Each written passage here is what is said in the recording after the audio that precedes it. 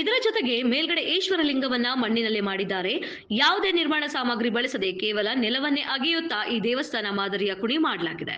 ಮೊದಲು ಜೆಸಿಬಿ ಬಳಸಿ, ಆ ಬಳಿಕ ಗುಮ್ಮಗೋಳದ ಹಿರಿಯರು ಮಾದೇವ ಗೌಡ್ರ, ಮುಲಕ್ಕಿ ಪಾಟೀಲ, ಯಲ್ಲಪ್ಪ ಒಡ್ಡರ, ಪಾರಿಶಪ್ಪ ಜಾವೂರ, ಚೆನ್ನಯ್ಯ ಗಂಗಾಧರ ಮಠ, ಈರಪ್ಪ ಪತ್ತಾರ, ಶಂಕರಪ್ಪ ಎಂಡ್ರಾಮಿ, ಭೀಮ್ಸಿ ಮಡಿವಾಳರ ಈ ವಿಶೇಷ ಕುಣಿಯನ್ನ ನೆಲ ಅಗೆಯುವ ಮೂಲಕ ಕೆತ್ತಿದ್ದಾರೆ.